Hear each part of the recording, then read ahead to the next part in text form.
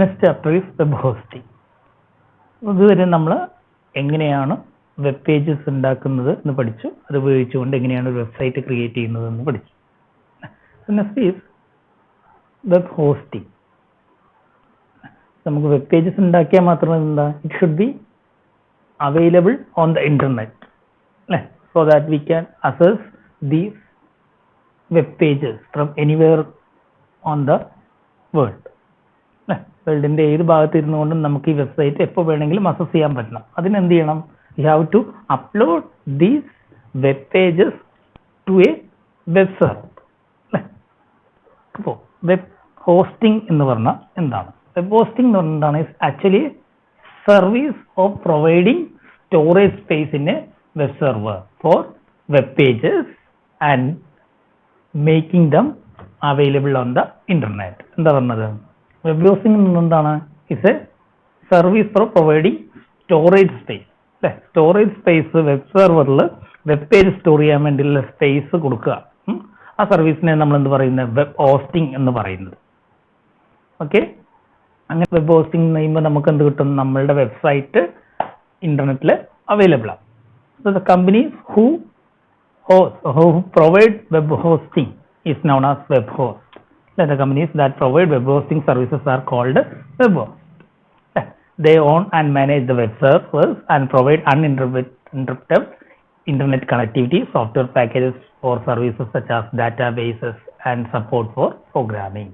So ഇവരെന്ത് ചെയ്യുന്നുണ്ട്? Web host companies എന്ത് ചെയ്യുന്നുണ്ട്?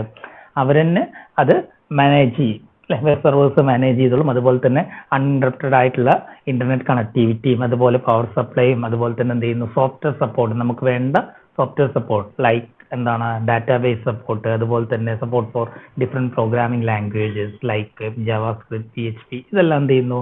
ഈ വെബ് ഹോസ്റ്റിംഗ് കമ്പനി പ്രൊവൈഡ് ചെയ്യും. സോ വെബ് ഹോസ്റ്റിംഗ് എന്ന് പറഞ്ഞാൽ എന്താണ്? It's a service of providing storage space for in a web server for uploading web pages. Okay,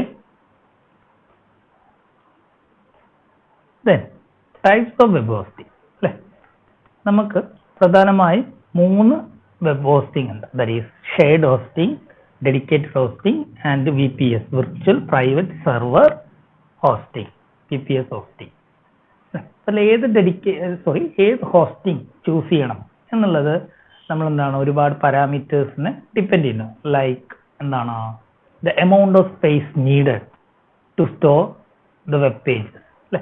എത്രത്തോളം സ്പേസ് വേണം നമ്മളുടെ വെബ് പേജസ് സ്റ്റോർ ചെയ്യാൻ വേണ്ടി, എത്രത്തോളം സ്പേസ് വേണം അല്ലെ. ഇപ്പം നമ്മൾ വലിയ വീഡിയോയും അതുപോലെ തന്നെ ഓഡിയോ, ഇമേജ് അതുപോലെയുള്ള മൾട്ടിമീഡിയ കണ്ടന്റ്സ് ഒക്കെ ഉണ്ടെങ്കിൽ എന്ത് ചെയ്യും? സ്റ്റോറേജ് സ്പേസ് നമുക്ക് ഹൈ സ്റ്റോറേജ് സ്പേസ് വേണം. അപ്പോൾ ചില ഹോസ്റ്റിംഗ് മെത്തേഡ് എന്ത് കിട്ടില്ല, അതിന് നല്ലതല്ല. അതുപോലെ തന്നെ എന്താണ്, you also should know that the amount of visitors who visit our website അല്ലെ. നമ്മളുടെ വെബ്സൈറ്റ് വിസിറ്റ് ചെയ്യാൻ സാധ്യത അല്ലെങ്കിൽ എക്സ്പെക്ട് ചെയ്യുന്ന വിസിറ്റേഴ്സിന്റെ കൗണ്ട്, അതും എന്താണ് നമ്മൾ ഏത് വെബ് ഹോസ്റ്റിംഗ് ചൂസ് ചെയ്യണം എന്നുള്ളതിന് ഒരു പാരാമീറ്റർ ആണ്. അതുപോലെ തന്നെ എന്താണ് നമുക്ക് വേണ്ട സോഫ്റ്റ്വെയർ പാക്കേജസ് ഏതൊക്കെ തരുന്നത്, അല്ലെങ്കിൽ ഏതൊക്കെ സോഫ്റ്റ്വെയർ പാക്കേജസ് നമുക്ക് ആവശ്യമുണ്ട്, ഏതൊക്കെ ലാംഗ്വേജസ് ആവശ്യമുണ്ട് എന്നുള്ളത് എന്താണ് ഏത് ഹോസ്റ്റിംഗ് തീരുമാനിക്കണം എന്നുള്ളതിന് ഒരു ഘടകങ്ങളാണ്. ഓക്കെ, സോ നമുക്ക് ആദ്യം ഏതൊക്കെയാണ് different type of web hosting എന്ന് പഠിക്കാം. So first one is shared hosting. So shared hosting is the most common web hosting technique. In shared hosting, what happens? A single web server is shared by more than one website. ഒരു single web സെർവറിൽ എന്ത് ചെയ്യുന്നു? ഒന്നിൽ കൂടുതൽ website store ചെയ്യുന്നു. Okay, so automatically എന്ത് സംഭവിക്കും?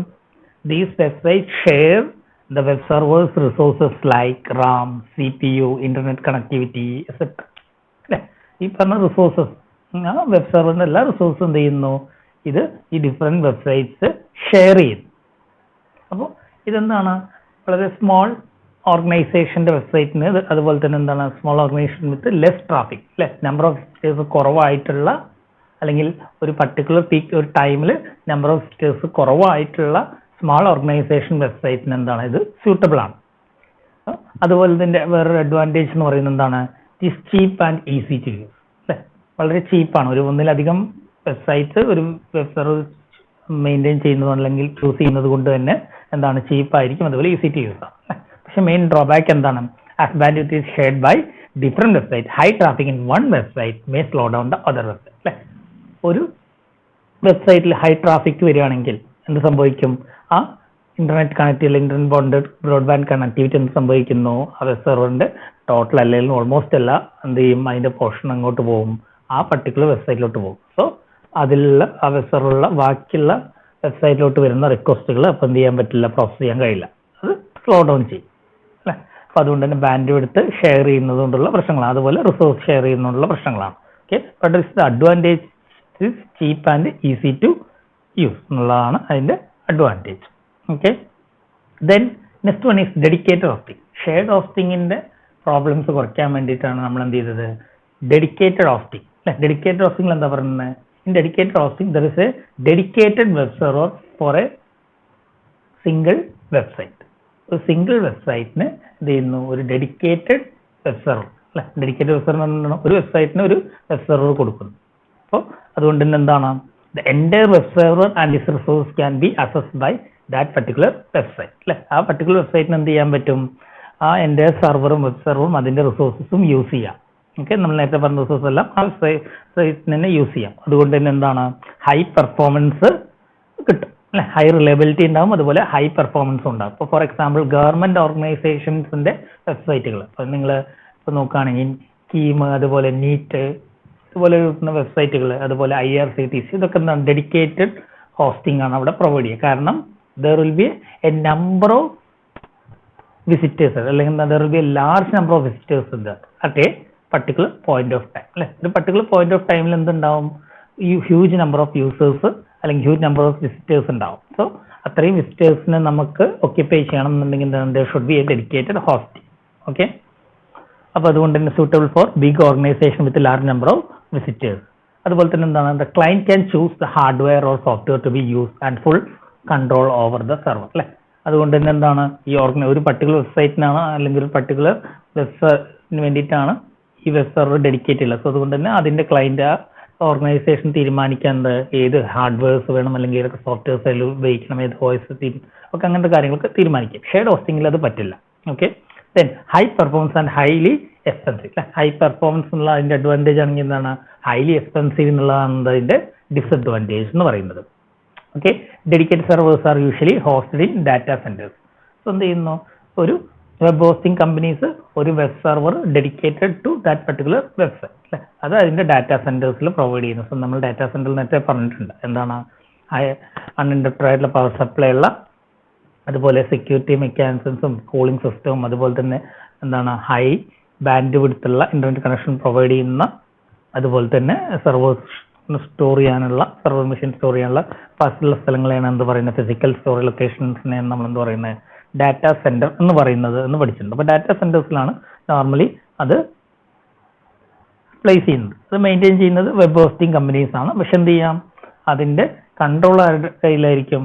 ആരാണോ ക്ലയന്റ്, വെബ്സൈറ്റിന്റെ ക്ലയന്റ്, അവരായിരിക്കും അത് മെയിൻറ്റെയിൻ ചെയ്യുന്നത്. ദെൻ വിർച്വൽ പ്രൈവറ്റ് സെർവർ അല്ലെ.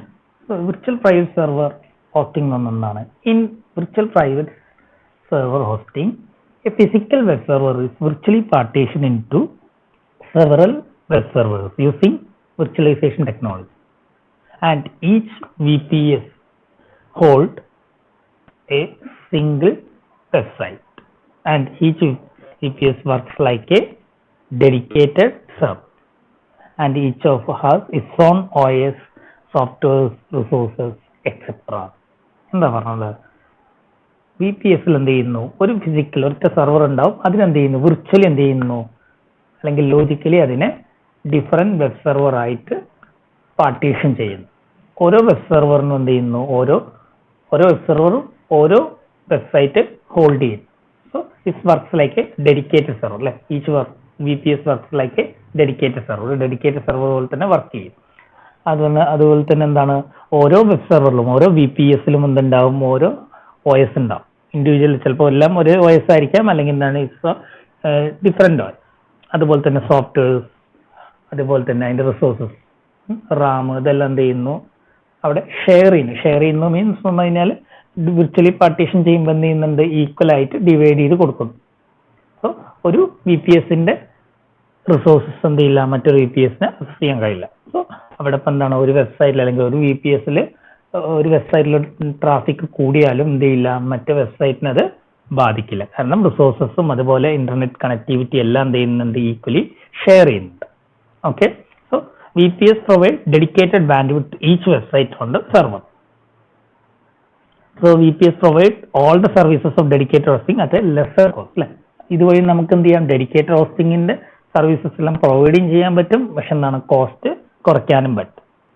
Okay, so virtualization tech softwares നമ്മൾ യൂസ് ചെയ്യാറുണ്ട് വിർച്വലൈസേഷൻ ടെക്നോളജി ചെയ്യാൻ വേണ്ടിയിട്ട്. അതിന് VMware അതുപോലെ വിർച്വൽ ബോക്സ് 3VPS ഇതൊക്കെയാണ് എന്ത് കോമൺലി യൂസ് ചെയ്യുന്ന virtualization softwares. Okay, virtually partition create ചെയ്യാൻ വേണ്ടിയിട്ട് ഉപയോഗിക്കുന്നതാണ്. സോ പ്രധാനമായിട്ട് 3 തരത്തിലുള്ള hosting: shared hosting, dedicated hosting and VPS അല്ലെ. ഷെയർഡ് ഹോസ്റ്റിംഗിൽ എന്താണ്, more than one website shares a single web server. Dedicated ഹോസ്റ്റിംഗിലാണ് a single website is hosting in a single web server. Then in virtual private server, a physical server is partitioned to a number of VPS, virtual private server, and each VPS hosts a single website. Okay, then next is buying a hosting space. നമ്മൾ പറഞ്ഞു hosting ഇതൊക്കെയാണെന്ന് പറഞ്ഞു. ഇനി എങ്ങനെയാണ് hosting space വാങ്ങുന്നത്, എന്തൊക്കെ കാര്യങ്ങളാണ് നോക്കേണ്ടത്. നേരത്തെ നമ്മളൊരു ഇൻട്രൊഡക്ഷൻ പറഞ്ഞിട്ടുണ്ടായിരുന്നു, വീണ്ടും നമുക്ക് നോക്കാം എന്തൊക്കെയാണ്. നമുക്ക് മാർക്കറ്റിൽ നിന്ന് ഒരുപാട് വെബ് ഹോസ്റ്റിംഗ് കമ്പനീസ് അല്ലെങ്കിൽ വെബ് ഹോസ്റ്റ് അവൈലബിൾ ആണ്.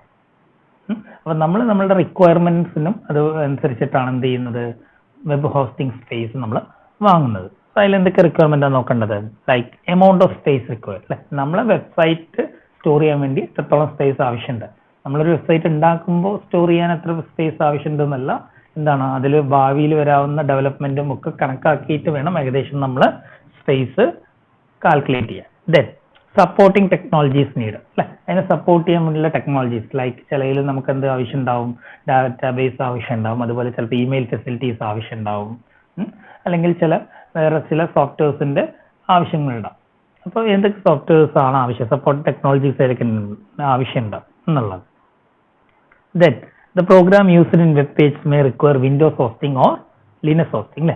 നമ്മളുടെ പ്രോഗ്രാം, നമ്മളുടെ വെബ് പേജ് നിങ്ങൾ എഴുതിയിട്ടുള്ള കോഡിൽ ചിലപ്പോൾ എന്ത് ചെയ്യേണ്ടി വരും, അതിന് വിൻഡോസ് വെർഷൻ വേണ്ടി വരും. അത് വർക്ക് ചെയ്യണമെന്നുണ്ടെങ്കിൽ നിങ്ങൾക്ക് വിൻഡോസ് ഹോസ്റ്റിംഗ് ആവശ്യമായിട്ട് വരും. കാരണം HTML മാത്രമല്ല വേറെ കോഡിംഗ് ഉപയോഗിക്കുമ്പോൾ ചില കേസിൽ വെബ് ഹോസ്റ്റിംഗ് വിൻഡോസ് ഹോസ്റ്റിംഗ് ആവശ്യം വരും. അല്ലെങ്കിൽ സപ്പോർട്ടിംഗ് ടെക്നോളജി വർക്ക് ചെയ്യണമെന്നുണ്ടെങ്കിൽ വിൻഡോസ് ഹോസ്റ്റിംഗിലായിരിക്കും, ചില കേസിൽ ലിനക്സ് ഹോസ്റ്റിലായിരിക്കും വർക്ക് ചെയ്യുന്നത്. അപ്പോൾ വിൻഡോസ് ഹോസ്റ്റിംഗ് വേണോ, വിൻഡോസ് ബേസ്ഡ് OS ഉള്ള ഹോസ്റ്റിംഗ് വേണോ, അതല്ല ലിനക്സ് ബേസ്ഡ് OS ഉള്ള ഹോസ്റ്റിംഗ് വേണോ എന്ന് തീരുമാനിക്കണം. Then choose between Windows Server or Linux Server according to the program use. Okay, then features like database support, email facility, etc. can also be considered while choosing the web host. അല്ലേ, എന്താണ് ഏതൊക്കെ features വേണം. ഇപ്പം നമുക്ക് email facility വേണോ, അല്ലെങ്കിൽ database support വേണോ, അല്ലെങ്കിൽ അതർ പ്രോഗ്രാമിംഗ് ലാംഗ്വേജസ് സപ്പോർട്ട് വേണം, ഇപ്പം ജാവാസ്ക്രിപ്റ്റ്, PHP അതുപോലെയുള്ള സപ്പോർട്ട് വേണോ, അതൊക്കെ നോക്കിയിട്ടാണ് എന്ത് ചെയ്യുന്നത്, തീരുമാനിക്കുന്നത്. അപ്പോൾ ഹോസ്റ്റിംഗ് കമ്പനീസ് ഇതൊക്കെ എന്തൊക്കെ ഫെസിലിറ്റീസ് പ്രൊവൈഡ് ചെയ്യുന്നുണ്ട്, അതുപോലെ എത്രത്തോളം സ്പേസ് അവർ പ്രൊവൈഡ് ചെയ്യുന്നുണ്ട്, അതിന് ചാർജ് എത്രയാണ്, അതുപോലെ ഏതൊക്കെ സപ്പോർട്ടിംഗ് ടെക്നോളജീസ് അവർ പ്രൊവൈഡ് ചെയ്യുന്നുണ്ട്, വിൻഡോസ് ഹോസ്റ്റിംഗ് ആണ്, ലിനക്സ് ഹോസ്റ്റിംഗ്, അതെല്ലാം അവരുടെ എന്തുണ്ടാവും, അഡ്വർടൈസ്മെന്റ് ഉണ്ടാവും. നമുക്കത് നോക്കിയിട്ട് ചൂസ് ചെയ്യാം. Okay, so once you buy the hosting space, next is domain name registration അല്ലേ. നമ്മൾ ഹോസ്റ്റിംഗ് സ്പേസ് മേടിച്ചു, ഏത് ഹോസ്റ്റിംഗ് ആണെന്ന് തീരുമാനിച്ച് ഈ പറഞ്ഞ പാരാമീറ്റേഴ്സ് ഒക്കെ നോക്കിയിട്ട് നമ്മൾ ഒരു പർട്ടിക്കുലർ ഹോസ്റ്റിംഗ് തീരുമാനിച്ചു അല്ലേ. സോ അതിൻ്റെ കൂടെ ഒന്നും കൂടി ഒരു പോയിന്റ് കൂടി ഇവിടെ പറയാനുണ്ട്, the number of visitors, number of expected visitors, അതും ഒരു ഇമ്പോർട്ടൻറ്റ് ഫാക്ടറാണ് അല്ലേ. നമ്മളുടെ വെബ്സൈറ്റ് വിസിറ്റ് ചെയ്യാൻ ചാൻസ് ഉള്ള വിസിറ്റേഴ്സിന്റെ എണ്ണം ടോട്ടൽ എണ്ണം എന്നല്ല, അറ്റ് എ ടൈം ഒരു പർട്ടിക്കുലർ പോയിന്റ് ഓഫ് ടൈമിൽ മാക്സിമം എത്ര യൂസേഴ്സ് വരാം എന്നുള്ളതാണ് നമ്മൾ നോക്കുന്നത്. അതിനനുസരിച്ചും കൂടി വേണം ഏത് പ്ലാൻ ചൂസ് ചെയ്യണമെന്ന് തീരുമാനിക്കും. So once you buy the hosting space, നമ്മൾ ഹോസ്റ്റിംഗ് സ്പേസ് ഒക്കെ മേടിച്ചു, നെക്സ്റ്റ് സ്റ്റെപ്പ് എന്താണ്, ഡൊമൈൻ നെയിം രജിസ്ട്രേഷൻ അല്ലേ. ഡൊമൈൻ നെയിംസ് ആവശ്യമാണ്. നമ്മളെ വെബ്സൈറ്റ് എന്താണ് യൂണിക്ലി ഐഡന്റിഫൈ ചെയ്യാൻ വേണ്ടി നമുക്ക് എന്താ ആവശ്യമാണ്, ഒരു ഇന്റർനെറ്റിൽ ഒരു ഡൊമൈൻ നെയിം ആവശ്യമാണ്. It's A name. Okay, so most of the കേസിൽ എന്ത് ചെയ്യുന്നുണ്ട്, വെബ് ഹോസ്റ്റിംഗ് കമ്പനീസ് എന്ത് ചെയ്യുന്നുണ്ട്, ഡൊമൈൻ രജിസ്ട്രേഷൻ സപ്പോർട്ട് ചെയ്യുന്നുണ്ട്. അപ്പം നമുക്ക് ആവശ്യമുള്ള ഡൊമൈൻ നെയിം നമുക്ക് സെർച്ച് ചെയ്യാം അല്ലെ. അത് എവിടെ സെർച്ച് ചെയ്യാം, മെയിൻലി അത് സെർച്ച് ചെയ്യാൻ പറ്റിയ വെബ്സൈറ്റ് നമുക്ക് ഒന്നെങ്കിൽ നമ്മളുടെ വെബ് ഹോസ്റ്റിംഗ് കമ്പനീസിന്റെ ഇതിൽ നിന്ന് സെർച്ച് ചെയ്യാം, അല്ലെങ്കിൽ whois.net എന്ന് പറയുന്ന സൈറ്റിലും നമുക്ക് എന്ത് ചെയ്യാം, ഡൊമൈൻ നെയിം ചെക്ക് ചെയ്യാം, അത് അവൈലബിൾ ആണോ അല്ലയോ എന്നുള്ളത് ചെക്ക് ചെയ്യാൻ പറ്റും. സോ whois.net എന്ത് ചെയ്യും, ഐക്യാൻ എന്ന് പറയുന്ന ഒരു ഏജൻസിയാണ്. അവരാണ് എന്ത് ചെയ്യുന്നത്, ഇന്റർനാഷണൽ ഏജൻസി. അവരാണ് ഈ പറഞ്ഞ വേൾഡിലുള്ള എല്ലാ ഡൊമൈൻ നെയിംസും എന്ത് കൺട്രോൾ ചെയ്യുന്നത്. മീൻസ് DNS സെർവർ മെയിൻറ്റെയിൻ ചെയ്ത് ഈ ഡൊമൈൻ നെയിംസ് ഡിസ്ട്രിബ്യൂട്ട് ചെയ്യുന്ന ഡൊമൈൻ നെയിംസ് അസൈൻ ചെയ്യുന്നത് അവരാണ്. ഓക്കെ, വൺസ് ഒരാൾക്ക് എടുത്ത ഡൊമൈൻ നെയിം വേറൊരാൾക്ക് എടുക്കാൻ കഴിയില്ല. അത് ഡൊമൈൻ നെയിംസിനൊക്കെ എന്തുണ്ട്, ഒരു എക്സ്പയറി പീരീഡ് ഉണ്ട്. ഓക്കെ, ഇപ്പൊ 2 years 3 years നമ്മൾ വാങ്ങുന്നതിനനുസരിച്ചിട്ട് അത് നമ്മൾ റിന്യൂ ചെയ്യുകയാണെങ്കിൽ അത് ചെയ്തുകൊണ്ടിരിക്കും. അല്ലാന്നുണ്ടെങ്കിൽ അത് എക്സ്പയർ ആയി കഴിഞ്ഞാൽ വേറൊരാൾക്ക് അത് മാർക്കറ്റിൽ നിന്ന് അവൈലബിൾ ആയി വാങ്ങാം എന്നർത്ഥം. Okay, so ICANN internet corporation for assign names and numbers എന്ന് പറഞ്ഞ ഏജൻസിയാണ് എന്ത് ചെയ്യുന്നത്, മോണിറ്റർ ചെയ്യുന്നത്. അവരുടെ ഡാറ്റാബേസിൽ അവരുടെ DNS സെർവറിൽ നിന്നുണ്ടാവും ഇതുവരെ പ്രൊവൈഡ് ചെയ്തിട്ടുള്ള എല്ലാ ഡൊമൈൻ നെയിംസും അതിന്റെ IP അഡ്രസ്സും ഉണ്ടാവും. ഓക്കെ, സോ അതിൽ ചെക്ക് ചെയ്യും, ഉണ്ടെങ്കിൽ എന്ത് ചെയ്യും, അത് പ്രൊവൈഡ് ചെയ്യില്ല. ഇറ്റ് ഈസ് എന്താണ്, അത് ഓൾറെഡി രജിസ്ട്രേഷൻ ഇതാണ്. whois.net നമുക്ക് ഇതുപോലെയുള്ള വെബ്സൈറ്റ് ആണ് whois.net. അതിൽ പോയിട്ട് നമുക്ക് ജസ്റ്റ് അവിടെ സെർച്ചിൽ അവിടെ facebook.com കൊടുത്തു കഴിഞ്ഞപ്പോൾ എന്ത് ചെയ്യും, ഇതുപോലെ ഒരു മെസ്സേജ് കിട്ടും, facebook.com വോയിസ് ഓൾറെഡി രജിസ്റ്റേർഡ് അല്ലെ. എന്നിട്ട് അതിന്റെ എന്ത് ചെയ്യുന്നു, ഡൊമൈൻ നെയിം എന്താണ്, ആരാണ് രജിസ്ട്രാർ, മീൻസ് എവിടെയാണ് രജിസ്റ്റർ ചെയ്തത്, ഏത് whois സെർവറിലാണ് അതിന്റെ ഇൻഫർമേഷൻസ് ഉള്ളത്, അങ്ങനെ കുറെ കാര്യങ്ങൾ. അങ്ങനെ ക്ലയന്റിന്റെ ID, ചില ക്ലയന്റിന്റെ ID ഒന്നും എന്ത് ചെയ്യില്ല, പബ്ലിക് ആക്കില്ല. ഓക്കെ, അത് എത്ര വർഷത്തേക്കാണ് എടുത്തിരിക്കുന്നത്, എന്നാണ് അത് എടുത്തത്, അങ്ങനെ കുറെ കാര്യങ്ങളുണ്ടാവും. ലാസ്റ്റ് അപ്ഡേറ്റ് ചെയ്ത വർഷം ഏതാണ്, അപ്പോൾ അതനുസരിച്ചിട്ട് കുറെ ഇൻഫർമേഷൻസ് നമുക്ക് കിട്ടുന്നതാണ്. ഓക്കെ, സോ അതനുസരിച്ച് നമുക്ക് എന്ത് ചെയ്യാം, ഒരു ഡൊമൈൻ നെയിം നമുക്ക് ചൂസ് ചെയ്യാം. Okay, so once domain name നമുക്ക് കിട്ടിക്കഴിഞ്ഞാൽ whois.net കൊടുത്തു കഴിഞ്ഞാൽ facebook.com കൊടുത്തു കഴിഞ്ഞാൽ നമുക്ക് കണ്ട് ഓൾറെഡി രജിസ്റ്റർ ചെയ്യുന്നുണ്ട്. അല്ല നിങ്ങളൊരു ഫോർ എക്സാമ്പിൾ gmhspmna.in എന്ന് പറഞ്ഞൊരു ഇത് കൊടുക്കുകയാണ്, ഓൾറെഡി അത് ആരും എടുത്തിട്ടില്ലെങ്കിൽ നിങ്ങൾക്ക് എന്ത് ചെയ്യും, അത് അവൈലബിൾ ആണ് കാണിക്കും. അപ്പോൾ വീണ്ടും നമ്മൾ എന്ത് ചെയ്യണം, ഇതേപോലെ ഡാറ്റകൾ ഫില്ല് ചെയ്യണം അല്ലെ. നിങ്ങളുടെ പേരെന്താണ്, ഏത് കമ്പനിയുടെ പേരിലാണ് രജിസ്റ്റർ ചെയ്യുന്നത്, അങ്ങനെ കുറെ ഇൻഫർമേഷൻസ് ചോദിക്കും. അതൊക്കെ നമ്മൾ കൊടുക്കും, നമ്മളുടെ പേരും ഡീറ്റെയിൽസും കാര്യങ്ങളൊക്കെ കൊടുക്കുന്നു. Okay, then next is address record അല്ലെ. എന്താണ് അഡ്രസ് റെക്കോർഡ് എന്ന് പറഞ്ഞാൽ എന്താണ്, domain name connect with IP address of web server using address record എന്ന് പറഞ്ഞിട്ട് അല്ലേ. എന്താ ഉദ്ദേശിക്കുന്നത്, നമ്മൾ ഡൊമൈൻ നെയിം കിട്ടിയാൽ മാത്രം പോരാ, ആ ഡൊമൈൻ നെയിം എന്ത് ചെയ്യണം, നമ്മൾ വെബ് സെർവറിന്റെ IP അഡ്രസ്സുമായിട്ട് എന്ത് ചെയ്യണം, കണക്ട് ചെയ്യാം. അതിന് വേണ്ടിയിട്ട് നമ്മൾ ഡൊമൈൻ രജിസ്ട്രേഷൻ സമയത്ത് നമുക്കൊരു ടൂൾ കിട്ടും, A-Tool അല്ലെങ്കിൽ A-Record ടൂൾ എന്ന് പറയുന്ന, അല്ലെങ്കിൽ അഡ്രസ് റെക്കോർഡ് ടൂൾ എന്ന് പറയുന്ന ടൂൾ ഉപയോഗിച്ചുകൊണ്ട് നമുക്ക് എന്ത് ചെയ്യാം, നമ്മളുടെ വെബ് സെർവറിന്റെ IP അഡ്രസ്സും ഈ ഡൊമൈൻ നെയിമും കൂടി മാപ്പ് ചെയ്യാം. സോ അഡ്രസ് റെക്കോർഡ് അല്ലെങ്കിൽ A-Record is used for connecting the URL or domain name with the IP address of a web server where our web pages is stored. നമ്മൾ വെബ് പേജസ് സ്റ്റോർ ഇല്ല, IP address, web സെർവറിന്റെ IP അഡ്രസ്സും ഈ domain നെയിമും connect ചെയ്യാനാണ് എന്ത് ചെയ്യുന്നത്, A-Record എന്ന് പറഞ്ഞ സോഫ്റ്റ്വെയർ യൂസ് ചെയ്യുന്നത്. ഓക്കെ, A-Recordൽ എന്തുണ്ടാവും, ഒരു ഫീൽഡ് ഉണ്ടാവും, അവിടെ നമ്മൾ വെബ് സെർവറിന്റെ IP അഡ്രസ് കൊടുക്കും, താഴെ നമ്മളുടെ ഡൊമൈൻ നെയിം കൊടുക്കാനുള്ള ഡൊമൈൻ നെയിം കൊടുക്കും. എന്ത് ചെയ്യുന്നു, ജസ്റ്റ് കണക്ട് എന്നുള്ള ബട്ടൺ കൊടുത്തു കഴിഞ്ഞാൽ എന്ത് ചെയ്യും, അത് എവിടെ സ്റ്റോർ ആവും, ഈ പറഞ്ഞ whois.net സ്റ്റോർ ആവും, സോറി DNS സെർവറിൽ സ്റ്റോർ ആവും. ഓക്കെ, പിന്നെ അതിനുശേഷം നിങ്ങൾ ഡൊമൈൻ നെയിം ടൈപ്പ് ചെയ്യുമ്പോൾ ഓട്ടോമാറ്റിക്കലി DNS സെർവറിൽ നിന്ന് ഈ IP അഡ്രസ് ഉപയോഗിച്ചുകൊണ്ട് നമ്മളുടെ വെബ് പേജ് സ്റ്റോർ ചെയ്തിട്ടുള്ള വെബ് സെർവറിൽ നിന്ന് നമ്മളുടെ വെബ് പേജ് നമുക്ക് അക്സസ് ചെയ്യാൻ കഴിയും. Okay, next is FTP client software. FTP client software എന്തിനാണ് ഈ സോഫ്റ്റ്വെയർ ഉപയോഗിക്കുന്നത്, what is the purpose of this FTP client software. FTP നിങ്ങൾക്കറിയാം, ഫയൽ ട്രാൻസ്ഫർ പ്രോട്ടോകോളാണ്. സോ സിംപ്ലി നിങ്ങൾക്ക് പറയുന്നത് FTP client software is used for file transfer അല്ലേ, എവിടെ നിന്ന് എങ്ങോട്ട് എന്നുള്ളതാണ്. നമുക്ക് നോർമലി ഒരു വെബ് സെർവറിലെ ഡാറ്റ ഡയറക്റ്റ് ആയിട്ട് നമുക്ക് കോപ്പി ചെയ്യാൻ കഴിയില്ല. ഇന്ന് പോസിബിൾ ആണ്. ഇന്ന് നമുക്ക് എന്ത് ചെയ്യുന്നുണ്ട്, വെബ് ഇന്റർഫേസ് മിക്കവാറും വെബ് ഹോസ്റ്റിംഗ് കമ്പനീസ് എന്ത് ചെയ്യുന്നുണ്ട്, വെബ് ഇന്റർഫേസ് പ്രൊവൈഡ് ചെയ്യുന്നുണ്ട്. അതിൽ ലോഗിൻ ചെയ്തുകൊണ്ട് നമുക്ക് ആ വെബ് ഹോസ്റ്റിംഗ് സെർവറിലുള്ള സ്പേസിൽ നമുക്ക് അലോട്ട് ചെയ്യുന്ന സ്പേസിലോട്ട് ഡാറ്റ ഡയറക്റ്റ് ആയിട്ട് അപ്ലോഡ് ചെയ്യാം അല്ലെ. പണ്ട് കാലത്ത് അത് പോസിബിൾ അല്ലായിരുന്നു. അപ്പോൾ അതിന് വേണ്ടിയിട്ട് യൂസ് ചെയ്യുന്ന സോഫ്റ്റ്വെയർ ആണ് എന്ത്, FTP ക്ലയന്റ് സോഫ്റ്റ്വെയർ അല്ലെ. So FTP client software is used to upload the web page content from our computer to web server, to transfer files of our website to a web server. FTP client എന്ത് ചെയ്യും, first ഒരു നമ്മളുടെ സെർവറുമായിട്ടൊരു connection, remote സെർവറായിട്ടൊരു connection establish ചെയ്യും. അതിന് വേണ്ടിയിട്ട് നമുക്ക് എന്തുണ്ടാവും, ഈ പറഞ്ഞ വെബ് ഹോസ്റ്റിംഗ് കമ്പനി ഒരു യൂസർ നെയിം പാസ്വേഡും തരും. അത് ഉപയോഗിച്ചുകൊണ്ട് നമ്മൾ എന്ത് ചെയ്യും, SSH എന്ന് പറഞ്ഞ സെക്യൂർ സോക്കറ്റ് എന്നുള്ള അല്ലെ, സെക്യൂർ സോക്കറ്റ് എന്നുള്ള ആ SSH എന്നുള്ള ആ പ്രോട്ടോകോൾ വെച്ചിട്ട് അവരെന്ത് ചെയ്യുന്നു, FTP പ്രോട്ടോകോൾ വെച്ചിട്ട് നമുക്ക് എന്ത് ചെയ്യാം, യൂസർ നെയിം പാസ്വേഡും വെച്ചിട്ട് ലോഗിൻ ചെയ്യാം. സോ റിമോട്ട് സെർവറിന്റെ വിൻഡോ ഓപ്പൺ ആക്കി വരും. ഇപ്പൊ നമുക്കൊരു എക്സാമ്പിൾ നോക്കുകയാണെങ്കിൽ ഇതുപോലെ ജസ്റ്റ് എന്ത് ചെയ്യുന്നു, ലെഫ്റ്റ് സൈഡ് കാണുന്ന FTP ലോഗിൻ വിൻഡോ ഉണ്ട്.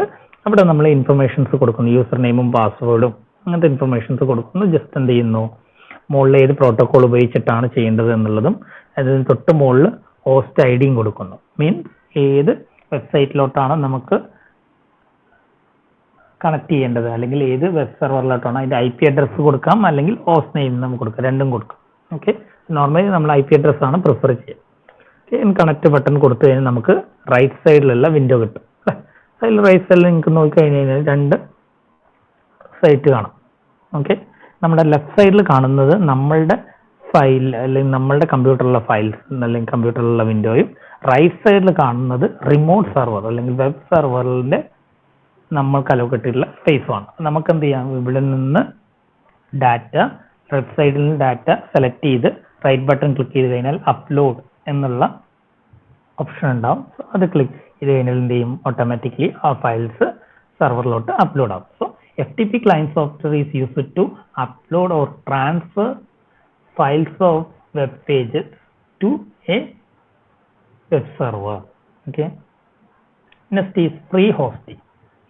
എന്താണ് ഫ്രീ ഹോസ്റ്റിംഗ്? ആ പേരിൽ തന്നെ ഉണ്ട്, എന്താണ്, providing web hosting services at free of cost അല്ലെ, അല്ലെങ്കിൽ എന്ത് പറയാം, providing hosting space with free of cost. Free of കോസ്റ്റിന് നമുക്ക് എന്ത് ചെയ്യുന്നു, ഫ്രീ ആയിട്ട് വെബ് ഹോസ്റ്റിംഗ് സ്പേസ് പ്രൊവൈഡ് ചെയ്യുന്നു അല്ലെ. അങ്ങനത്തെ കമ്പനികളും ഉണ്ട് ഫ്രീ ഹോസ്റ്റിംഗ് പ്രൊവൈഡ് ചെയ്യുന്നത്. പക്ഷെ എന്താണ്, ഫ്രീ ഹോസ്റ്റിംഗിന് ഒരുപാട് ലിമിറ്റേഷൻസ് ഉണ്ട്. Like they often display advertisement അല്ലെ ഇൻ വെബ്സൈറ്റ് മീറ്റ് എക്സ്പെൻസസ്. അതുപോലെ തന്നെ എന്ത് ചെയ്യും, ലിമിറ്റഡ് സപ്പോർട്ടേ തരത്തുള്ളൂ, ലിമിറ്റഡ് സ്പേസേ തരുള്ളൂ. അതുപോലെ തന്നെ എന്താണ്, ചിലപ്പോൾ ഇമേജ്, വീഡിയോസ് അതുപോലെയുള്ള മൾട്ടിമീഡിയ കണ്ടന്റ്സ് അലൗഡ് ആയിരിക്കില്ല. ഓക്കെ, അതൊക്കെ ഡിസ്അഡ്വാൻറ്റേജസ് ഓഫ് ഫ്രീ വെബ് ഹോസ്റ്റിംഗിന്റെ അഡ്വാൻറ്റേജ് എന്ന് പറയുന്നത്. അതന്നെ. പിന്നെ അതുപോലെ തന്നെ എന്താണ്, the free hosting plans do not provide a separate domain name, instead they only offer the sub domain upon their domain name അല്ലെ. ഫോർ എക്സാമ്പിൾ പറയുകയാണെങ്കിൽ നമ്മൾ നമ്മളുടെ കണ്ടന്റ്സ് അപ്ലോഡ് ചെയ്യുന്ന സൈറ്റ് അല്ലെ, ഇവിടെ എന്താണ് IP അഡ്രസ്, നമ്മളുടെ ഡൊമൈൻ നെയിം എന്താണ്, gmhss.pmna.ginomio.com എന്നാണ്. ഇവിടെ ginomio.com എന്ന് പറയുന്ന ഒരു ഫ്രീ ഹോസ്റ്റിംഗ് കമ്പനിയാണ്. അവര് ജസ്റ്റ് വെബ്സൈറ്റ് ഡെവലപ്മെന്റ് മാത്രമല്ല, നമുക്ക് എന്ത് ചെയ്യുന്നുണ്ട്, മൂഡിൽ എന്ന് പറയുന്ന LMSന്റെ പ്ലാറ്റ്ഫോമും കൂടി പ്രൊവൈഡ് ചെയ്യുന്നുണ്ട്. ഓക്കെ, അവരുടെ വെബ്സൈറ്റിൽ മൂഡിൽ എന്ന് പറയുന്ന LMS ഇൻസ്റ്റാൾ ചെയ്ത് നമുക്ക് ഇത് പ്രൊവൈഡ് ചെയ്യുന്ന, അതിന്റെ സർവീസ് പ്രൊവൈഡ് ചെയ്യുന്നുള്ളതാണ്. അവിടെ ഫ്രീ ഓഫ് കോസ്റ്റ് ആയതുകൊണ്ട് തന്നെ അവിടെ കണ്ടീഷൻസ് ഉണ്ട്. ഇത്ര സ്പേസേ ഉണ്ടാവുള്ളൂ, മാക്സിമം ഇത്രേ കിട്ടുള്ളൂ, ഒരു ഫയൽ സൈസ് മാക്സിമം അപ്ലോഡ് ചെയ്യാൻ പറ്റുന്ന ലിമിറ്റേഷൻസ് ഉണ്ട്. അതുപോലെ തന്നെ എന്തുണ്ട്, അഡ്വർടൈസ്മെന്റും പ്രൊവൈഡ് ചെയ്യുന്നുണ്ട്. ഓക്കെ, അതുപോലെ തന്നെ എന്താണ്, അവരുടെ ഡൊമൈൻ നെയിം അല്ലെ. സോ നമുക്ക് എന്ത് ചെയ്യാം, നമ്മളുടെ ഒരു ഡൊമൈൻ നെയിം കൊടുത്താലും അതിന്റെ കൂടെ എന്ത് ചെയ്യുന്നു, ഒന്ന് സബ് ഡൊമൈൻ ആയിട്ട് ഒന്നെങ്കിൽ കൂടെ .ginomio.com എന്നിട്ടാണ് ഇവിടെ ഉപയോഗിക്കുന്നത് അല്ലെ. ചില കേസിലാണെങ്കിൽ എന്ത് ചെയ്യും, സ്ലാഷ് ഇട്ടിട്ട് gmhspmna/ginomio.com അങ്ങനെയും വരാം. സോ അങ്ങനെയും ഡൊമൈൻ നെയിം ചൂസ് ചെയ്യാറുണ്ട്. ഇപ്പൊ ബ്ലോഗുകൾ അങ്ങനത്തെ കേസുകളൊക്കെ നമ്മൾ ഫ്രീ ഹോസ്റ്റിംഗ് ആണ് യൂസ് ചെയ്യാറ്. നിങ്ങളുടെ ഇംഗ്ലീഷ് ബ്ലോഗ് അല്ലെ, സോ അതും എന്താണ്, ഫ്രീ ഹോസ്റ്റിംഗിൽ പെട്ടതാണ്. So there is no customer support, limited bandwidth and speed etcetera. Free hosting എന്താണെന്ന് വെച്ചാൽ free hosting provide web hosting free of charge അല്ലെ. അതിന്റെ ഡിസ്അഡ്വാൻറ്റേജസ് ആണ് പറഞ്ഞത്. അഡ്വാൻറ്റേജസ് എന്ന് പറഞ്ഞു കഴിഞ്ഞാൽ എന്താണ്, it free. Content management system. എന്താണ് കണ്ടന്റ് മാനേജ്മെന്റ് സിസ്റ്റം എന്നാണ്, web based system, software system capable of creating, administrating and publishing websites ആണ്. എന്താണ് കണ്ടന്റ് മാനേജ് സിസ്റ്റം എന്ന് പറഞ്ഞാൽ എന്താണ്, ഒരു വെബ് ബേസ്ഡ് സോഫ്റ്റ്വെയർ സിസ്റ്റത്തെ നമ്മൾ കണ്ടന്റ് മാനേജ് സിസ്റ്റം എന്ന് പറയുന്നത്. അതിന്റെ പ്രത്യേകത എന്താണ്, ആ സോഫ്റ്റ്വെയർ സിസ്റ്റം ഉപയോഗിച്ചുകൊണ്ട് നമുക്ക് വെബ് പേജസ് ക്രിയേറ്റ് ചെയ്യാം, അതുപോലെ വെബ്സൈറ്റ് ക്രിയേറ്റ് ചെയ്യാം, അതിനെ മോണിറ്റർ ചെയ്യാം, അതുപോലെ അഡ്മിനിസ്ട്രേറ്റ് ചെയ്യാൻ പറ്റും. അതുപോലെ തന്നെ ആ വെബ്സൈറ്റ് നമുക്ക് പബ്ലിഷ് ചെയ്യാം. പബ്ലിഷ് ചെയ്യാൻ മീൻസ് ഇന്റർനെറ്റിൽ അവൈലബിൾ ആക്കാം, നമ്മൾ ഇതുവരെ പഠിച്ച കാര്യങ്ങളൊക്കെ. അപ്പോൾ അതിന് സഹായിക്കുന്ന സോഫ്റ്റ്വെയർ ആണെന്ത്, ഒരു വെബ് ബേസ്ഡ് സോഫ്റ്റ്വെയർ സിസ്റ്റം ആണെന്ത് CMS അല്ലെങ്കിൽ കണ്ടന്റ് മാനേജ്മെന്റ് സിസ്റ്റം എന്ന് പറയുന്നത്. Okay, provide an easy way to design and manage website. അതുപോലെ എന്താണ് CMS എന്ത് ചെയ്യും? It provide templates. എന്ത് ചെയ്യുന്നു? ഒരു വെബ് പേജിന്റെ ടെംപ്ലേറ്റ്സ് CMS പ്രൊവൈഡ് ചെയ്യും. ഒരുപാട് ടെംപ്ലേറ്റ്സ് ഉണ്ടാവും. അതിൽ നമുക്ക് ചൂസ് ചെയ്യാം. നമുക്ക് നമ്മളുടെ വെബ് പേജിൽ ഏത് ടെംപ്ലേറ്റ് അല്ലെങ്കിൽ ഏത് മോഡൽ വേണം ചൂസ് ചെയ്യാം. അതിലോട്ട് നമ്മളുടെ ഡാറ്റയും അതുപോലെ ഇമേജും വീഡിയോ ഒക്കെ എന്ത് ചെയ്യുന്നു? നമ്മൾ അപ്ലോഡ് ചെയ്യുന്നു. അതുപോലെ ഡിസ്ക്രിപ്ഷൻ വേണ്ടവർക്ക് ഡിസ്ക്രിപ്ഷൻസ് നമ്മൾ അപ്ലോഡ് ചെയ്യുന്നു. So now it become A website അല്ലേ? അതെന്താവും? അപ്പോൾ ഒരു വെബ്സൈറ്റ് ആദ്യം അതിൻ്റെ ലേ ഔട്ടും കാര്യങ്ങളും ഉണ്ടായിരുന്നു. അത് നമ്മൾ ടെംപ്ലേറ്റിൽ നിന്ന് ഡൗൺലോഡ് ചെയ്യുന്നു. നമുക്ക് ഇഷ്ടമുള്ള ടെംപ്ലേറ്റ് ഡൗൺലോഡ് ചെയ്യുന്നു. ശേഷം ആ ലേ ഔട്ടിലോട്ട് നമ്മളുടെ ഡാറ്റയും ഇമേജും അതുപോലെ ഡിസ്ക്രിപ്ഷൻസ് നമ്മൾ അപ്ലോഡ് ചെയ്ത് എന്ത് ചെയ്യുന്നു? അതിൻ്റെ വെബ്സൈറ്റ് രൂപത്തിലോട്ട് ആക്കുന്നു. മോസ്റ്റ് പോപ്പുലർലി യൂസ് ചെയ്യുന്ന ഒരു CMS സോഫ്റ്റ്വെയർ ആണ് എന്ത്? ജൂംല എന്ന് പറയുന്നത്. ഓക്കെ, CMSന്റെ അഡ്വാൻറ്റേജ് എന്ന് പറഞ്ഞാൽ എന്താണ്? It help people with less technical knowledge to design and develop website അല്ലേ? ടെക്നിക്കൽ നോളജ് ഇല്ലാത്ത ഒരാൾക്കും എന്ത് ചെയ്യാൻ പറ്റും? വെബ്സൈറ്റ് ഡിസൈൻ ചെയ്യാനും അതിനെ മെയിൻറ്റെയിൻ ചെയ്യാനും പറ്റും. അതിനെ സഹായിക്കും എന്നുള്ളതാണ് CMSന്റെ ഒരു മെയിൻ അഡ്വാൻറ്റേജ് എന്ന് പറയുന്നത്. സോ വേറൊരു രീതിയിൽ പറയുകയാണെങ്കിൽ it is easy to develop website using CMS. പിന്നെ കോസ്റ്റ് കുറവാണ്. then അതുപോലെ തന്നെ എന്താണ്? Third party vendor can also customize the CMS for use. Third party CMS അത് ജൂംല ഉപയോഗിച്ച് വേറെ ആൾക്ക് വേണമെങ്കിൽ എന്ത് ചെയ്യാം? അതിനെ കസ്റ്റമൈസ് ചെയ്ത് പുതിയൊരു ടെംപ്ലേറ്റ് ഉണ്ടാക്കി അതിനനുസരിച്ച് നമ്മളുടെ വെബ്സൈറ്റ് ഉണ്ടാക്കാൻ പറ്റും. ഓക്കെ, ജൂംല പോലെ തന്നെ വേർഡ് പ്രസ്, ഡ്രൂപ്പാൽ ഇതൊക്കെ എന്താണ്? CMSന് എക്സാമ്പിൾസ് ആണ്. Okay, next is responsive web design. എന്താണ് റെസ്പോൺസീവ് വെബ് ഡിസൈൻ എന്ന്? The type of web designing in which the screen size of device we are using for web browsing adjusts itself for use is called responsive web designing. അല്ലേ? എന്ത് ചെയ്യുന്നു? അപ്പം നമ്മൾ browse ചെയ്യാൻ വേണ്ടി പല ഡിവൈസുകൾ ഉപയോഗിക്കാറുണ്ട്. മോസ്റ്റ് കോമൺലി നമ്മൾ ഉപയോഗിക്കുന്നത് മൊബൈൽ ഫോൺ അല്ലെങ്കിൽ സ്മാർട്ട് ഫോണാണ്. ചിലർ വീട്ടിൽ ഡെസ്ക്ടോപ്പ് കമ്പ്യൂട്ടേഴ്സ് ഉപയോഗിക്കും. ചിലർ വീട്ടിൽ ലാപ്ടോപ്പുകൾ ഉപയോഗിക്കും. ചിലവരാണെങ്കിൽ ടാബുകൾ ഉപയോഗിക്കും അല്ലേ? ഇതിൻ്റെയൊക്കെ സൈസുകൾ, സ്ക്രീൻ സൈസുകൾ എന്താണ്? ഡിഫറെൻ്റ് ആണ്. ഇപ്പോൾ മൊബൈൽ ഫോണിൽ നിന്ന് പലതരം സ്ക്രീൻ സൈസിലുള്ള മൊബൈൽ ഫോൺസ് അവൈലബിൾ ആണ്. പുതിയ സ്മാർട്ട് ഫോണും പഴയ സ്മാർട്ട് ഫോണൊക്കെ നോക്കുകയാണെങ്കിൽ സ്ക്രീൻ സൈസിൽ വലിയ തരത്തിലുള്ള അന്തരങ്ങളുണ്ട്. അപ്പോൾ ഈ ഓരോ സ്ക്രീൻ സൈസിനനുസരിച്ചിട്ട് നമുക്ക് വെബ്സൈറ്റ് ഡിസൈൻ ചെയ്യാൻ കഴിയില്ല. പഴയ കാലത്തൊക്കെ മൊബൈൽ വേർഷൻ അല്ലെങ്കിൽ മൊബൈലിൽ എല്ലാ വെബ്സൈറ്റും നമുക്ക് ഓപ്പൺ ചെയ്യാൻ കഴിയില്ലായിരുന്നു. കാരണം അന്ന് രണ്ട് രീതിയിലുള്ള വെബ്സൈറ്റാണ് ഡിസൈൻ ചെയ്യുക. ഒന്ന് ഡെസ്ക്ടോപ്പ് കമ്പ്യൂട്ടർ അല്ലെങ്കിൽ ലാപ്ടോപ്പ് കമ്പ്യൂട്ടറിന് വേണ്ടി ഒരു വെബ്സൈറ്റും അതിൻ്റെ തന്നെ മൊബൈൽ വേർഷൻ, മൊബൈലിൽ യൂസ് ചെയ്യാൻ പറ്റുന്ന വേർഷൻ, അങ്ങനെ രണ്ട് വെബ്സൈറ്റ് മെയിൻറ്റെയിൻ ചെയ്യണമായിരുന്നു. അതുകൊണ്ട് ഡ്രോബാക്ക് നിങ്ങൾക്ക് അറിയാം. എന്താണ്? ഒരു ചേഞ്ച് ഒരു സ്ഥലത്ത് നടത്തണം, മറ്റേ സ്ഥലത്തും നടത്തണം. ഒന്ന് അത് കറക്റ്റായിട്ട് അപ് ടു ഡേറ്റ് ആയിട്ടില്ല എന്നുണ്ടെങ്കിൽ അല്ലെങ്കിൽ കറക്റ്റായിട്ട് മെയിൻറ്റെയിൻ ചെയ്തില്ല എന്നുണ്ടെങ്കിൽ എന്ത് ചെയ്യും? അതുകൊണ്ടുള്ള ആ ഒരു നമുക്ക് എഫിഷ്യൻസി കുറയും അല്ലേ? അതുകൊണ്ടുള്ള ആ യൂസ് നമുക്ക് കൃത്യമായിട്ട് നടപ്പിലാക്കാൻ പറ്റില്ല. അപ്പോൾ അതിനെ ഓവർകം ചെയ്യാനാണ് എന്ത് ചെയ്യുന്നത്? സിംഗിൾ വെബ്സൈറ്റ് നമ്മൾ ഡിസൈൻ ചെയ്യുമ്പോൾ ഒരു വെബ്സൈറ്റ് തന്നെ ഡിസൈൻ ചെയ്യുന്നു. അത് മൊബൈലിലും അല്ലെങ്കിൽ ഏത് ഡിവൈസിലായിക്കോട്ടെ, screen size respective of screen size അത് നമുക്ക് യൂസ് ചെയ്യാം. അതിൻ്റെ അങ്ങനെ ഒരു ചിന്തയിൽ നിന്നാണ് എന്ത് റെസ്പോൺസീവ് വെബ് ഡിസൈനിങ് എന്നുള്ള കൺസെപ്റ്റ് വരുന്നത്. അപ്പോൾ റെസ്പോൺസീവ് വെബ് ഡിസൈനിങ് എന്താ പറഞ്ഞത്? അതൊരു വെബ് ഡിസൈനിങ് ടെക്നിക്കാണ് അല്ലേ? അതിൻ്റെ വെബ് ഡിസൈനിങ് ടെക്നിക്ക് എന്താ പറഞ്ഞത്? In which screen size of the device we are using web browsing adjust itself for our use അല്ലേ? എന്ത് ചെയ്യുന്നു? നമ്മൾ യൂസ് ചെയ്യുന്ന ഡിവൈസിന്റെ സ്ക്രീൻ സൈസ് എന്ത് ചെയ്യുന്നു? നമ്മൾ വെബ് ബ്രൗസിന് വേണ്ടി അത് ഓട്ടോമാറ്റിക്കലി അഡ്ജസ്റ്റ് ചെയ്യും. ഓക്കെ, അങ്ങനത്തെ ആ ഒരു തരത്തിലുള്ള വെബ്സൈറ്റ് ഡിസൈൻ ചെയ്യുന്നതിനാണ് എന്ത് ചെയ്യുന്നത്? നമ്മൾ റെസ്പോൺസീവ് വെബ് ഡിസൈനിങ് എന്ന് പറയുന്നത്. ഓക്കെ, റെസ്പോൺസീവ് വെബ് ഡിസൈനിന്റെ മൂന്ന് ഘടകങ്ങൾ ഉപയോഗിച്ചുകൊണ്ടാണ് നമ്മൾ റെസ്പോൺസീവ് വെബ് ഡിസൈൻ ഇംപ്ലിമെന്റ് ചെയ്യുന്നത്. ഏതൊക്കെയാണത്? Flexible grid layout, flexible image or video and media coding അല്ലേ? ഇത് ഓരോന്നും എന്താണ് ചെയ്യുന്നത് നോക്കാം. Flexible grid layout, it sets the size of entire web page to fit the display size of the device. ഈ flexible grid layout ആണ് എന്ത് ചെയ്യുന്നത്? നമ്മളുടെ വെബ് പേജിനെ എന്ത് ചെയ്യുന്നു? എൻറ്റയർ വെബ് പേജിന്റെ ആ സൈസ് സ്ക്രീൻ സൈസ് അഡ്ജസ്റ്റ് ചെയ്ത് ഡിസ്പ്ലേ ചെയ്യിക്കുന്നത്. ഓക്കെ, എൻറ്റയർ വെബ് പേജ് നമ്മളുടെ സ്ക്രീൻ സൈസ് ഡിസ്പ്ലേക്ക് അനുസരിച്ച് ഡിസ്പ്ലേ ചെയ്യാൻ സഹായിക്കുന്നത്, അല്ലെങ്കിൽ അതിന്റെ ലേഔട്ട് നമ്മുടെ സ്ക്രീൻ സൈസിനെ അനുകൂലമാക്കി അല്ലെങ്കിൽ അതിനെ റെഡിയാക്കുന്നത് ഫ്ലെക്സിബിൾ ഗ്രിഡ് ലേഔട്ട് ആണ്. Then flexible image or video, it sets the image or video dimension to the percentage of display size of the device. ഇതെന്ത് ചെയ്യുന്നു?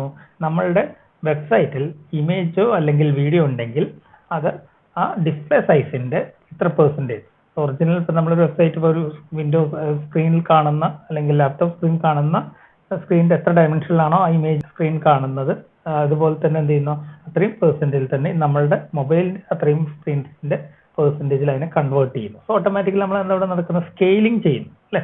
നമുക്ക് എന്ത് ചെയ്യുന്നില്ല, ഡിഫറൻസ് ഒന്നുമില്ല. അവിടെ നമ്മൾ ലാപ്ടോപ്പ് കാണുന്ന ആ ഒരേ ഇതിൽ തന്നെ നമുക്ക് ഇവിടെ വ്യൂ കാണാൻ പറ്റുന്നു എന്നുള്ളതാണ്. കാരണം അവിടെ അതിന്റെ സ്കെയിൽ ചെയ്തിട്ടുള്ള വെർഷനാണ് കൊടുക്കുന്നത്. നമ്മൾ ഇമേജും വീഡിയോ ഉണ്ടെങ്കിൽ അതിനെ സ്കെയിൽ ചെയ്യാന്നുള്ളതാണ്, ഡിസ്പ്ലേ സൈസിനനുസരിച്ച് സ്കെയിൽ ചെയ്യാന്നുള്ളതാണ് ഫ്ലെക്സിബിൾ ഇമേജ് ഓർ വീഡിയോന്റെ ഫംഗ്ഷൻ എന്ന് പറയുന്നത്. Then media core എന്താണ്? It provides the ability to specify different styles for individual device. എന്ത് ചെയ്യുന്നു, ഡിഫറെന്റ് സ്റ്റൈൽ, ഏത് സ്റ്റൈൽ നമ്മളുടെ വെബ്സൈറ്റിൽ ഉപയോഗിക്കണം നിങ്ങൾ നോക്കിക്കഴിഞ്ഞാൽ കാണാം. സാധാരണ കേസിൽ നമ്മൾ ഉപയോഗിക്കുന്ന ഒരു വെബ്സൈറ്റ് സ്കീമാണ് അല്ലേ. ഇവിടെ നോക്കിക്കഴിഞ്ഞാൽ ഇവിടെ നമുക്ക് ടാബുകളുണ്ട്. ഓരോ ടാബുകളും എന്താണ്, ഒറിസോണ്ടൽ രീതിയിലാണ് ഇവിടെ അലൈൻ ചെയ്തിട്ടുള്ളത് അല്ലേ, ഒറിസോണ്ടൽ രീതിയിലാണ്. അതേസമയം മിക്കവാറും നിങ്ങൾ മൊബൈൽ വേർഷൻസ് നോക്കിക്കഴിഞ്ഞു കഴിഞ്ഞാൽ മൊബൈലിൽ എന്തായിരിക്കും, അത് വെർട്ടിക്കൽ രീതിയിലാണ്. അവിടെ നിങ്ങൾ എബൌട്ട് കഴിഞ്ഞ് കഴിഞ്ഞാൽ അതിന്റെ കാണുന്ന ഈ ടാബുകളുടെ കീഴിൽ കാണുന്ന ഇതുപോലെയുള്ള വെർട്ടിക്കലി ആണ് എന്ത് ചെയ്യുക, ഈ മോള് കാണിക്കുന്ന എബൌട്ട് അതുപോലെ പ്രൊജക്ട് ഡയറക്ടറി ഇതുപോലെയുള്ള ടാബുകൾ അറേഞ്ച് ചെയ്തിട്ടുണ്ടാവുക. നമ്മളുടെ നമ്മളുടെ സ്ക്രീനിന്റെ വ്യക്തതയ്ക്ക് വേണ്ടി ചെയ്യുന്നതാണ്. അപ്പൊ അതുപോലുള്ള ലേഔട്ടുകളുണ്ട്, ഒരുപാട് ലേഔട്ടുകളുണ്ട്. അപ്പൊ നമ്മുടെ സ്ക്രീനിന് ഏത് ലേഔട്ടാണോ ബെറ്റർ ആ ലേഔട്ട് ചൂസ് ചെയ്യുന്ന ആരാണ്, മീഡിയ കൊറിയാണ്. ഓക്കെ, അപ്പൊ ഇങ്ങനെ ഈ 3 കാര്യങ്ങൾ വെച്ചിട്ടാണ് നമ്മൾ എന്ത് ചെയ്യുന്നത്, ഫ്ലെക്സിബിൾ ഗ്രിഡ് ലേഔട്ട്, അതുപോലെ ഫ്ലെക്സിബിൾ ഇമേജ് ഓർ വീഡിയോ, അതുപോലെ മീഡിയ ആൻഡ് കൊറി, ഈ 3 കാര്യങ്ങൾ വെച്ചിട്ടാണ് എന്ത് ചെയ്യുന്നത്, റെസ്പോൺസീവ് വെബ് ഡിസൈൻ എന്നുള്ള കൺസെപ്റ്റ് നമ്മൾ നടപ്പിലാക്കുന്നത്. ഓക്കെ, അപ്പൊ ഇത്രയാണ് നമ്മളുടെ 7th ചാപ്റ്ററിൽ നമുക്ക് പഠിക്കാനുള്ളത്.